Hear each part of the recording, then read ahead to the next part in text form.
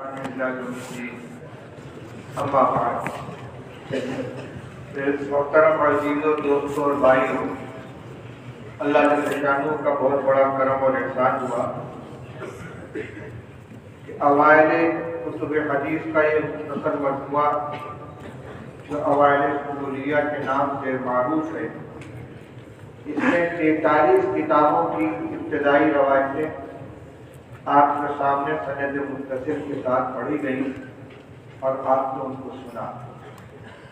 اس رسالے کی تاریخ کی کا محرک کیا ہے، وہ اس کے مصنف شیخ محمد سعید سنبل نے اپنے مقدمے کے اندر ظاہر کر دیا ہے کہ طلبہ اساتذہ سے ان کی اسناد کے ساتھ کتب حدیث کی اجازت چاہتے ہیں، اور اجازت دینے کے لیے کتاب کا کچھ حصہ پڑھنا بھی ضروری ہے۔ تو تمام کتابوں کا پڑھنا بیک وقت مشکل ہے، اس لیے اوائل کتب کا کو منتخب کر کے اس کا ایک مجموعہ تیار کر دیا، اور یہ سلسلہ چلا آ رہا ہے ان کے زمانے سے۔ اس کی سند ہے، ابھی پہلی عبادت پڑھنے والے مجھے حذیفہ نے پوری سند آپ کے سامنے ذکر کی ہے۔ سند اس طرح ہے کہ میں نے یہ کتاب حضرت مولانا حبیب الرحمان صاحب نور اللہ مرحلہ محدث جلیل مولوی سے پڑھی، اور انہوں نے اپنے استاد مولانا عبدالغفار صاحب مولوی سے، انہوں نے حضرت شیخ عبدالحق الہ آبادی شیخ الدلائل سے، انہوں نے شیخ محمد قطب الدین دہلوی سے، انہوں نے شیخ محمد اسحاق دہلوی سے، انہوں نے شیخ محمد بن عبدالکریم بن عبدالرسول سے، انہوں نے شیخ محمد طاہر بن علامہ شیخ محمد سعید سنبل سے، یعنی صاحب کتاب کے صاحبزادے سے، انہوں نے اپنے والد محمد سعید سنبل رحمہ اللہ تعالیٰ سے سنائی۔ اور یہاں اس وقت جو سندیں دستیاب ہیں ہمارے مرحوم اساتذہ میں حضرت مولانا عبدالحق صاحب رحمۃ اللہ علیہ اور حضرت مولانا زین العابدین صاحب رازی رحمۃ اللہ علیہ سہارنپور والے،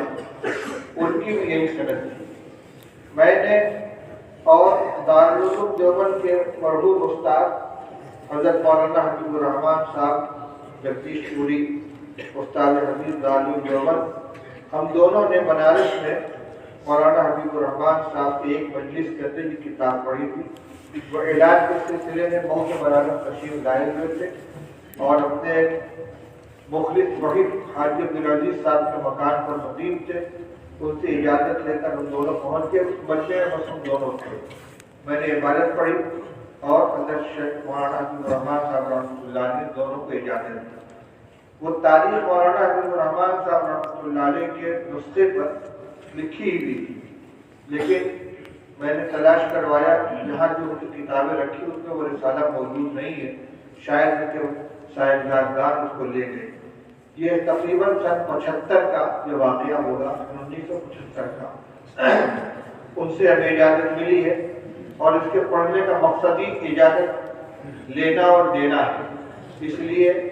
آج یہ مجموعہ کثیر جو یہاں موجود ہے، ان میں جن لوگوں کو حدیث پاک سے کسی نہ کسی درجے میں ربط ہے، کوئی نہ کوئی کتاب انہوں نے پڑھی ہے، دور حدیث سے فارغ ہے، یا مشکات شریف پڑھی ہے، یا اور نیچے آ جائیں گے الفیۃ الحدیث یا مشکات الآثار پڑھی ہے، تو ان کو میں اس کتاب کی روایت کی اجازت دیتا ہوں۔ اللہ تعالیٰ اس سلسلے کو آگے بڑھائے اور ہمارے اساتذہ اور مشائخ کے لیے اس کو صدقہ جاریہ بنائے۔ اس موقع پر یہ بات آپ کرنا ضروری ہے کہ یہ بہت بڑی امانت ہے، اسی لیے اجازت دینے کے وقت ہمیشہ یہ جملہ استعمال کیا جاتا ہے بشروط معتبرۃ عند اہل ھذا الفن، کہ اجازت ان شرائط کے ساتھ ہے جو اس فن کے ائمہ کے نزدیک معتبر ہے۔ ان شرائط میں سب سے پہلی چیز یہ ہے کہ آدمی صحیح العقیدہ ہو، بدعات سے پاک ہو، اہل سنت و جماعت کے متوارث عقیدے کے اوپر قائم ہو،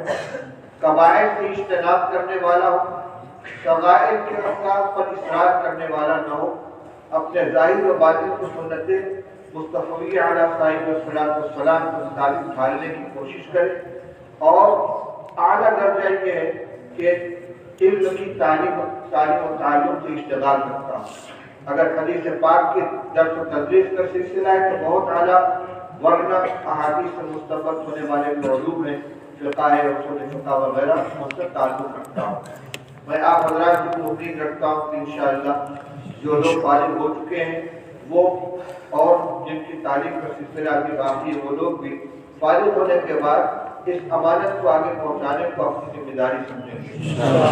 حضرت نبی کریم صلی اللہ علیہ وسلم نے حجۃ الوداع میں صحابہ کرام رضی اللہ تعالیٰ عنہ کو ایک امانت سونپی تھی، علی البلغ، تو صحابہ نے گواہی دی کہ ہم گواہی دیتے ہیں کہ آپ نے امانت پہنچا دی۔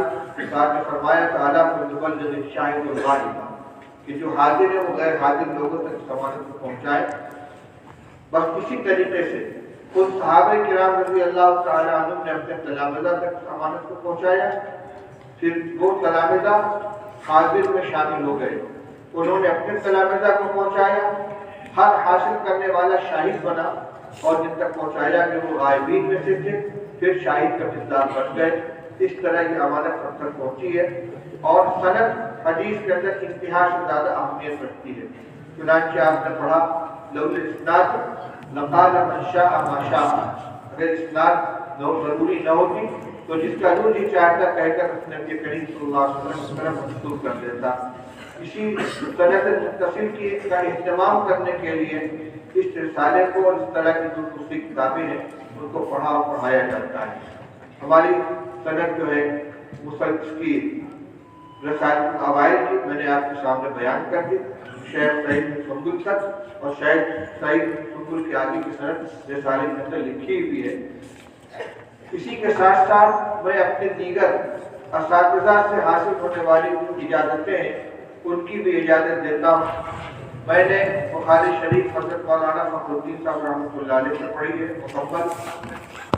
ترمذی شریف جلد اول اور مسلم شریف کے مقدمہ کتاب الایمان حضرت مولانا محمد ابراہیم صاحب الجامی رحمۃ اللہ علیہ، اور مسلم شریف کا بقیہ حصہ حضرت مولانا شریف الحسن صاحب سے، ترمذی جلد ثانی، ابو داؤد مکمل اور شمال ترمذی حضرت مولانا فخر الحسن صاحب مراد آبادی سے، نسائی شریف حضرت مولانا عبدالاحد صاحب دیوبندی سے، اور سنن اور وہ صحابی حضرت مولانا اسلام الحق صاحب اعظمی سے۔ معتین ہمارے اساتذہ میں مولانا معراج الحق صاحب، مولانا محمد حسین صاحب، بخاری محمد طیب صاحب رحمۃ اللہ علیہ، یہ ہمارے جو شفیع کی سند ہے اس کے اندر نام و تفصیل موجود ہے۔ بہرحال ان اساتذہ سے جو اجازت ملی ہے، اس اجازت کے ساتھ ساتھ میں تمام حاضرین کو انہی شرائط کے ساتھ اپنی سند سے کتب حدیث اور جملہ مرویات جن کی اجازت اس کو حاصل ہے اس کو نقل کرنے کی اجازت دیتا ہوں۔ میری ایک سند تو دارالعلوم دیوبند کے اساتذہ کرام کی ہے، دوسری سند حضرت مولانا حبیب الرحمان صاحب عاجل نبر اللہ مرکزو کی ہے، جس کی سند سے آپ نے آج مسلسل روایت پڑھا ہے۔ اس کے علاوہ اور بھی کچھ سندیں ہیں۔ ترکی کا سفر ہوا تھا، وہاں حضرت علامہ شبیر احمد عثمانی رحمۃ اللہ علیہ کے شاگرد تھے، تو میں اور مولانا عالم جمیل صاحب دونوں وہاں حاضر ہوئے۔ انہوں نے اپنی سند سے تمام کتب حدیث کی اجازت دی، وہ سند بھی حاصل ہے۔ اسی طرح ایک عرب کے اندر ایک عالم ہے، اب تو ان کا انتقال ہو گیا، جو مولانا احمد حسن صاحب عبداللہ رحمۃ اللہ علیہ کے شاگرد تھے۔ مولانا ابراہیم صاحب افریقی جو ہمارے حضرت مفتی صاحب رحمۃ اللہ علیہ خاطب تھے، کہ بنارس میں اعتکاف میں تھے، انہوں نے فون کے ذریعے اس سے رابطہ کیا، اور انہوں نے تمام مجمع کے لوگوں کو مولانا احمد حسن صاحب رحمۃ اللہ علیہ کے حوالے سے اجازت عطا فرمائی۔ اس طریقے سے یہ اصل سند ہماری دارالعلوم دیوبند کی ہے، لیکن برکت والی اجازت قابل کے ذریعے سے حاصل ہوئی ہے، اور جتنی اجازتیں مجھے حاصل ہیں وہ سب میں آپ کو منتقل کرتا ہوں۔ اللہ تعالیٰ ہمیں دین کی خدمت کرنے کی توفیق عطا فرمائے، دعا فرمائے۔ آگے آ جاؤ، نوشا کو راستہ دے دو بھائی۔